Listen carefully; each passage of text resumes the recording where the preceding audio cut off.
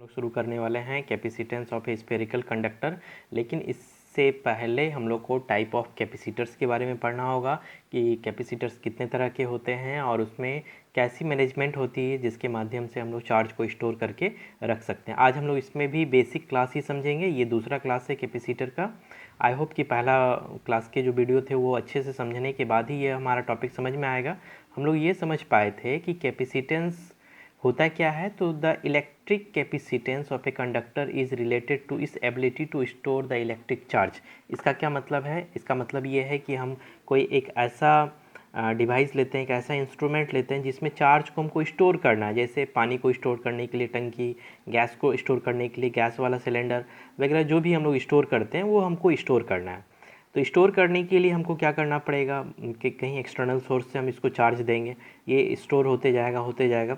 लेकिन एक समय एक ऐसा आएगा जब ये रिपल्स करना शुरू कर देगा। लेकिन हम चाहेंगे कि नहीं, हमारे पास इसमें बहुत ज़्यादा चार्ज जमा हो, क्योंकि जितना ज़्यादा चार्ज जमा होगा उतना ही ज़्यादा एनर्जी भी स्टोर होगी। तो उस मैनेजमेंट के लिए हम लोग क्या करते हैं, इसको अर्थिट कर देते हैं। और अर्थिट करने के बाद हमको पता चलता है कि इसके पास कितनी पोटेंशियल है और कितना चार्ज इस पर हम लोग दे रहे हैं। तब हमको पता चला कि जितना ज़्यादा हम चार्ज देंगे उतना ज़्यादा पोटेंशियल डिफरेंस क्रिएट होता है। ठीक है, तो पोटेंशियल डिफरेंस जो है वो सीधा जो रिलेट करता है वो चार्ज से रिलेट करता है।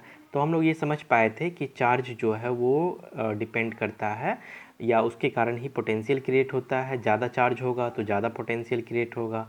कम चार्ज वाले किसी डिवाइस पे बात करेंगे तो वहाँ पोटेंशियल कम होगा, वहाँ वर्क करना आसान होगा। ये सारी बातें पिछले की क्लास में वीडियो में हम लोग पढ़े भी थे।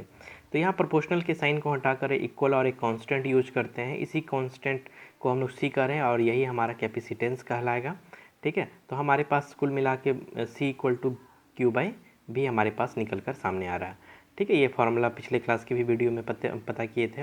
ये भी पता किए थे कि इसका एसआई यूनिट क्या होनी चाहिए। तो क्या हो जाएगा, चार्ज के लिए कूलम और पोटेंशियल का वोल्ट, यानी चार्ज पर वोल्ट। इसी को हम लोग 1 फैराड भी कहते हैं। ठीक है, लेकिन एक बात और इसमें ऐड कर देना चाहते हैं कि conductor capacitance of a conductor, capacitance of a conductor ये स्केलर क्वांटिटी। ठीक है, ये पूछता है ऑब्जेक्टिव में कि कैपेसिटर्स जो है वो कैसे होते हैं। तो हम लोग को ये पता होना चाहिए कि ये एक स्केलर क्वांटिटी है। यहाँ एक बात और हम लोग को समझ में आ जाना चाहिए कि capacitance of a conductor is the charge required to raise its electric potential by unit. इसका मतलब है कि अगर हम v इक्वल टू 1 मानेंगे तो c और q क्या होगा, इक्वल हो जाएगा। इसी को डिफाइन किए भी थे पिछले क्लास में। वापस फिर से आज हम लोग इस पर बात थोड़ा सा कर लेते हैं ताकि ये समझ में आ जाए। इसी के हेल्प से हम लोग आगे आज चलने वाले हैं। यानी capacitance of a conductor is the charge required to raise its electric potential by unit. ठीक, ये हमारा कैपेसिटेंस हो गया। इससे रिलेटेड बेसिक बात समझ गया है। लेकिन अब हम लोग को पढ़ना है कि टाइप ऑफ कैपेसिटर। तो टाइप ऑफ कैपेसिटर कितने तरह का होगा? तो हम लोग को जो 12th क्लास में पढ़ना है बेसिकली 3 तरह का पढ़ना है। एक है पैरेलल प्लेट, दूसरा हम लोग को पढ़ना है सिलेंड्रिकल कैपेसिटर, और तीसरा हम लोग को पढ़ना है स्फेरिकल।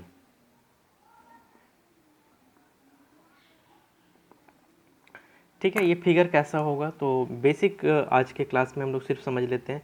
अगर हम लोग पैरेलल प्लेट की बात करेंगे तो ऐसे हम प्लेट बनाएंगे, 2 पैरेलल प्लेट बनाएंगे।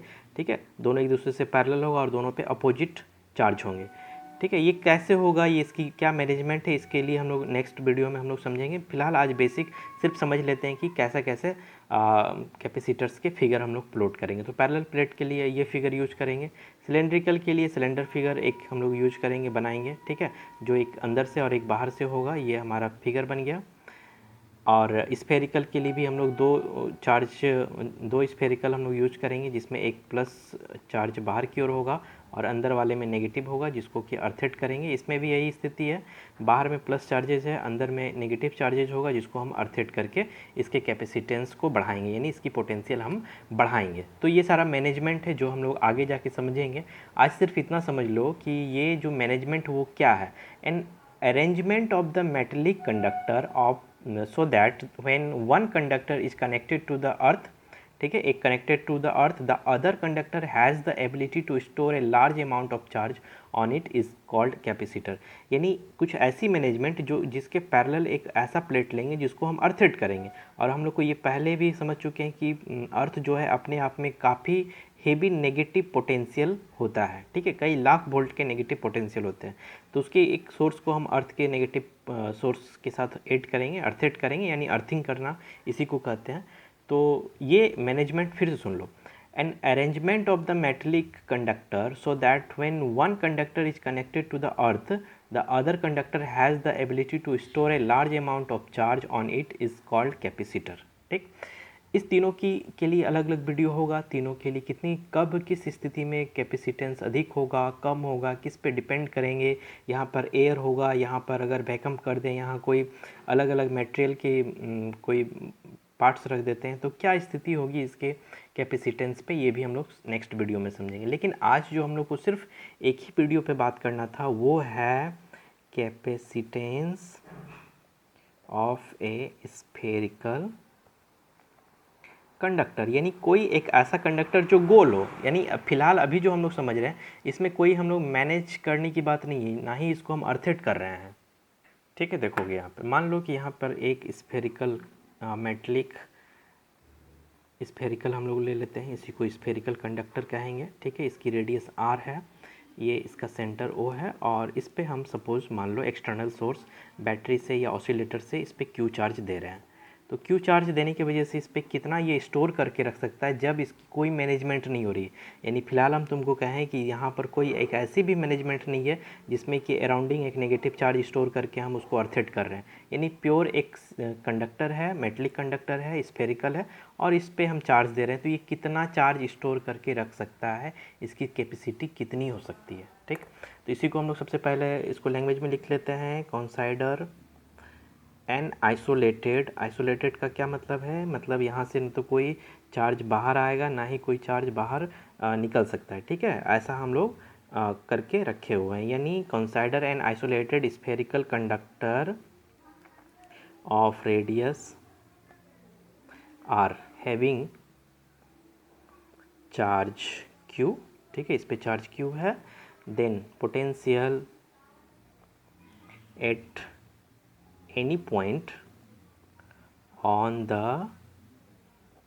surface of the conductor is given by।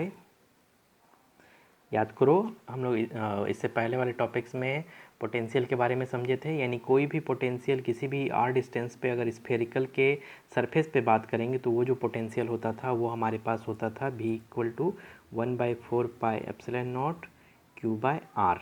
ठीक है, ये बात हम लोग को पता था, पहले से भी हम लोग समझते हैं। ये एप्सिलॉन नॉट की कहानी हम लोग को पता है, इसकी वैल्यू 8.854 × 10⁻12 कूलम स्क्वायर पर न्यूटन मीटर -2।